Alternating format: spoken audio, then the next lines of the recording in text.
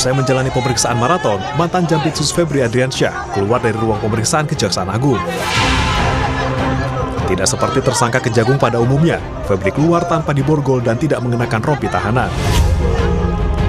Sebelum ditahan, Febri mengatakan alat bukti yang diajukan seharusnya didalami lebih lanjut dan dikonfirmasi.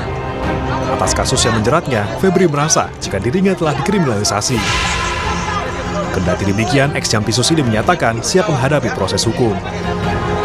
Alat bukti yang diajukan masih perlu didalami atau dikonfirmasi.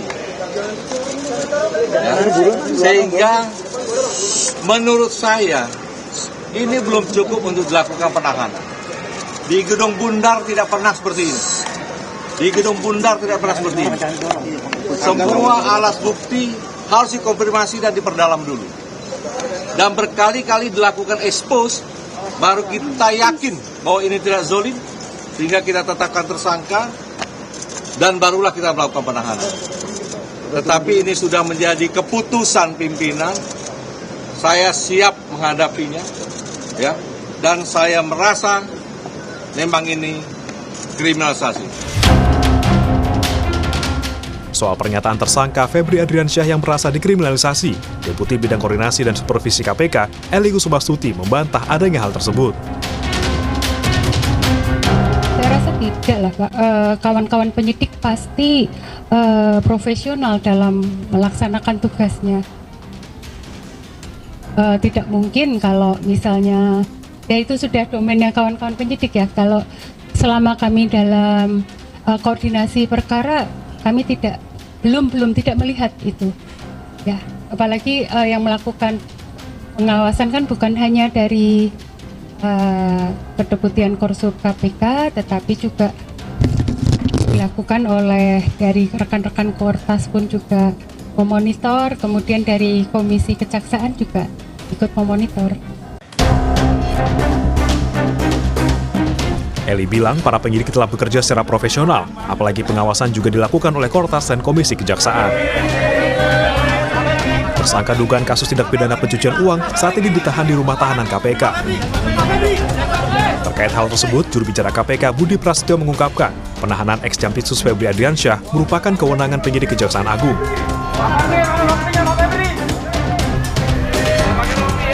Terkait dengan penahanan terhadap tersangka saudara FA, semuanya merupakan kewenangan dari penyidik.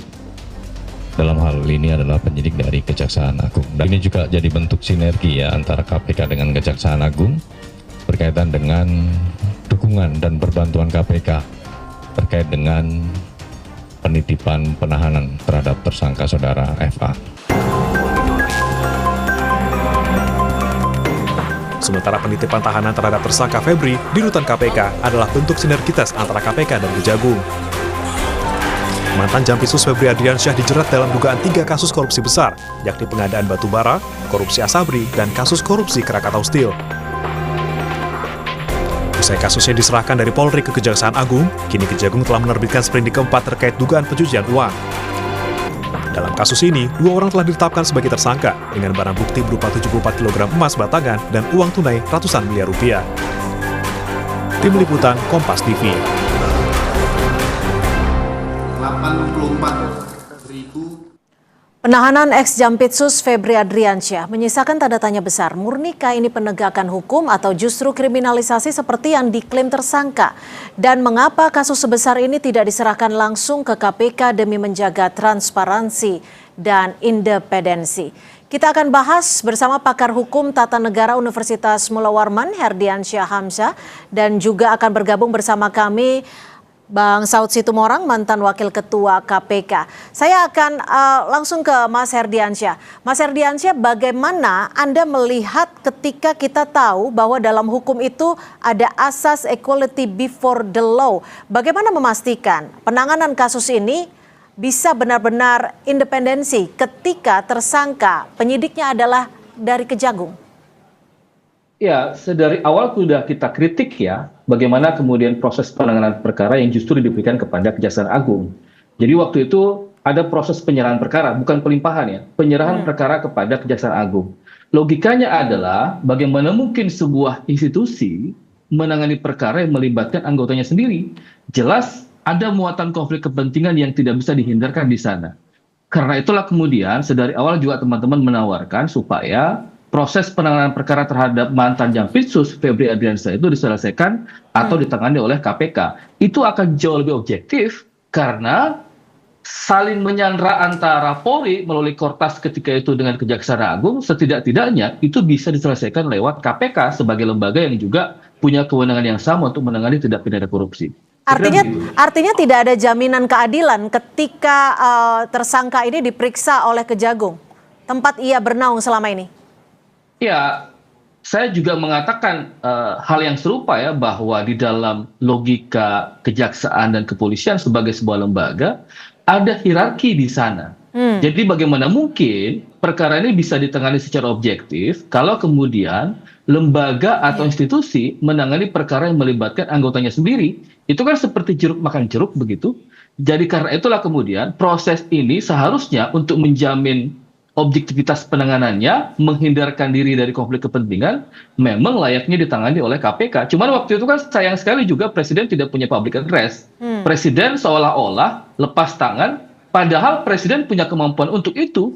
Bagaimana kemudian agar perkara ini ditangani oleh KPK agar lebih objektif dan menghindarkan kita dari konflik kepentingan. Oke, tapi gini Mas Hen, kalau kita tahu saat ini penyidiknya berasal dari Kejagung, KPK di sini posisinya hanya akan ikut mengawasi dan juga dititipkan seperti itu. Lalu bagaimana kita bisa mengantisipasi adanya potensi konflik of interest ini? Ya, saya kira itu strict ya.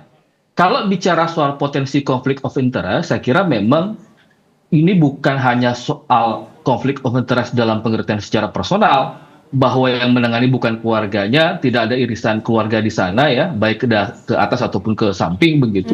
Tetapi konflik interest ini kan harus dipahami adalah konflik interest secara kelembagaan. Karena itulah kemudian kita sangat berkepentingan agar perkara ini memang ditangani oleh KPK.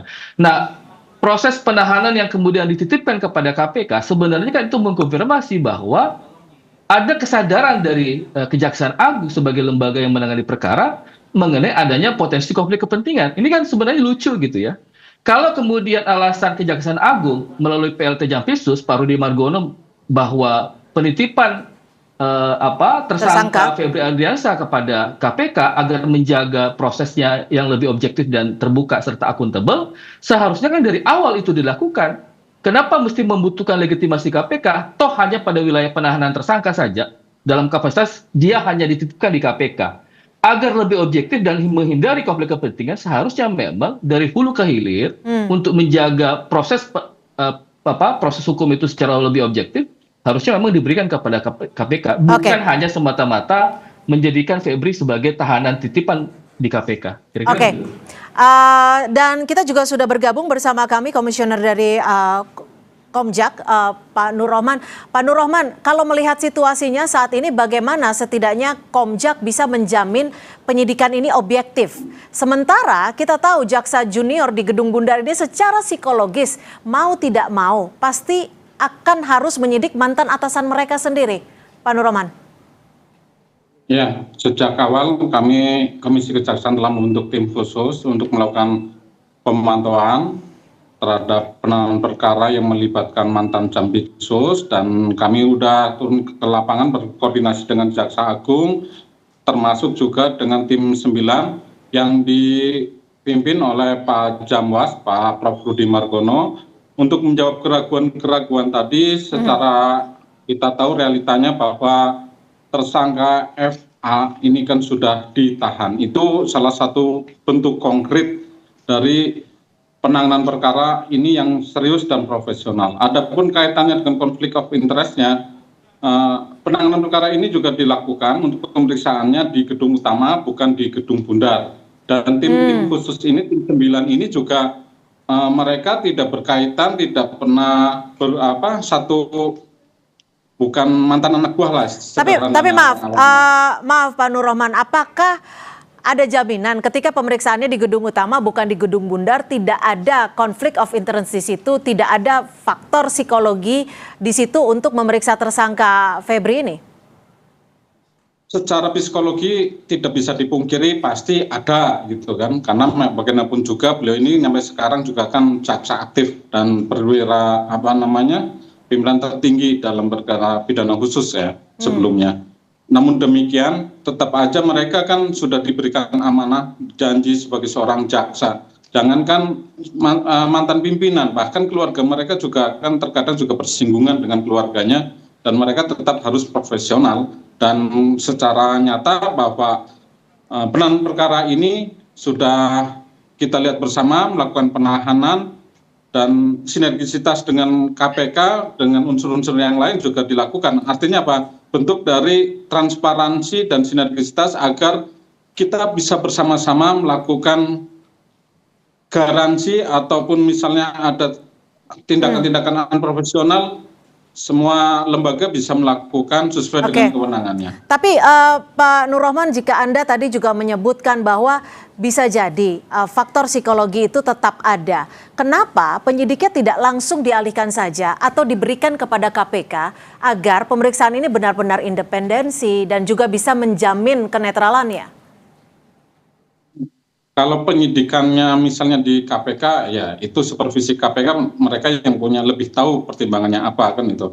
Toh juga kasus ini seperti yang kita ketahui, FA juga pernah dilaporkan kepada KPK dan seperti kita ketahui juga responnya seperti apa itu kan. Namun demikian ini tetap aja bagian antara APH itu jangan di kotak-kotak ya. Artinya mereka bisa bersinergi setiap hari misalnya antara Polri dengan Kejaksaan itu ada ribuan perkara yang harus diselesaikan, dikoordinasikan setiap hari, bukan hanya perkara ini saja gitu loh. Artinya dari KPK-nya yang tidak bersedia atau bagaimana sih Pak sebenarnya? Ini bagian dari sinergisitas ya dari awal. Ini bentuk sinergisitas antara KPK, kepolisian dan kejaksaan. Toh juga di KPK kan juga ada jaksanya juga dari kejaksaan. Mas Herdi, kalau melihat rekam jejak dari Febri Ardiansyah ini di Kejagung, apakah Anda bisa melihatnya atau membacanya? Penahanan yang kilat ini lebih kental nuansa pembersihan internal secara politis atau memang ini benar-benar murni penegakan hukum? Apalagi belakangan Febri juga menyebutkan bahwa dirinya ia klaim telah dikriminalisasi. Ya, yang pertama sebelum menjawab itu saya kira penting untuk saya komentari ya pernyataan Pak Nur Rohman ya. Silakan. Soal penahanan, proses penahanan yang kemudian dititipkan kepada KPK saya kira itu terlambat ya. Padahal sebenarnya ada momentum di mana proses penahanan itu memang harus dilakukan ketika Febri Ardiansyah sudah ditetapkan sebagai tersangka. Baik ketika masih ditangani oleh Kortas Polri ataupun setelah diserahkan kepada Kejaksaan Agung. Terlambatnya apa dampaknya nih, Mas Herdi? Ya, kita sama-sama paham bagaimana kasus korupsi itu begitu banyak memberikan atensi begitu ya. Ada ruang di mana yang bersangkutan, apalagi ini kasus besar yang menyebut-nyebut nama petinggi banyak gitu ya. Ada potensi yang bersangkutan melakukan kejahatan atau mengulangi kejahatannya, menyembunyikan barang bukti terutama, sehingga ada kepentingan bagaimana proses penanganan itu seharusnya dilakukan sejak awal. Jadi kalau kemudian belakangan yang bersangkutan ditahan dan dititipkan kepada rutan KPK, saya kira itu adalah keputusan yang sudah menurut saya agak terlambat kalau kemudian kita bicara mengenai bagaimana besarnya kapasitas penanganan perkara ini. Itu satu. Yang kedua, apa yang disebut-sebut oleh Pak Nur Rahman tadi sebagai sinergitas, sebenarnya kan istilah ini adalah istilah kompromi begitu ya. Bahkan ketika ada pertemuan antara Kapolri, kemudian Jaksa Agung dan Presiden sendiri, pasca itu kan ada semacam konferensi pers yang dimana kedua lembaga ini juga menyebut istilah sinergitas. Bagi saya, kompromi seperti apa maksud Anda ini? Ya, kompromi dalam pengertian sejak awal kasus ini kan menjadi aneh ketika kemudian ada proses penyerahan dari Kortas Polri, termasuk yang melibatkan Polda Metro Jaya kepada Kejaksaan Agung. Kalau memang tidak ada masalah di sana, tidak akan ada proses penyerahan yang kemudian terjadi di dalam perkara ini. Itu yang saya anggap sebagai bagian dari kompromi. Bagaimana kemudian perkara seolah-olah tanda petik diinternalisasi di dalam perkara ini yang menjadi semata-mata bagian dari usaha penanganan yang dilakukan oleh Polri ataupun Kejaksaan Agung. Oke. Itulah pentingnya kenapa waktu itu teman-teman mendesak agar proses perkara ini ditangani oleh KPK. Dan itu sudah kelihatan pada akhirnya gitu ya, ketika misalnya Febri ditetapkan sebagai tersangka kemudian dititipkan kepada rutan KPK, yang bersangkutan juga tidak mengenakan rompi misalnya, dan tidak diborgol. Dan tidak diborgol, itu kan berarti ada privilege yang diberikan kepada Febri Ardiansyah gitu. Bagaimana Pak Nur Rohman menjawab ini? Ada dugaan kompromi, termasuk ada pertemuan di dalam situ? Ya, kita melihatnya seperti ini. Dalam penanganan perkara ini ya kita harus akui ini win-win solution gitu kan. Secara substansi gitu kan penanganan perkara ini terselesaikan. Namun juga tim 9 ini mereka ini orang-orang yang notabene mereka itu sebelumnya juga ditugaskan di KPK dan mereka juga telah membesarkan KPK sebelumnya kan gitu. Dan kaitannya misalnya di KPK di unsur pimpinan juga sekarang masih ada dari unsur kejaksaan. Artinya semangatnya aja, semangat bersih-bersihnya kita apresiasilah kaitannya dengan mereka bisa menyelesaikan perkara ini hingga detik ini. Selanjutnya kita awasi bersama-sama. Pengawasan dari eksternal memang harus terus dilakukan.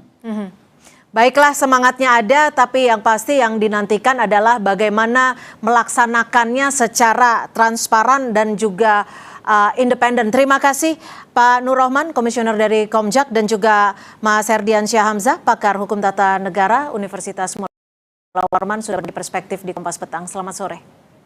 Selamat sore Mbak Cynthia.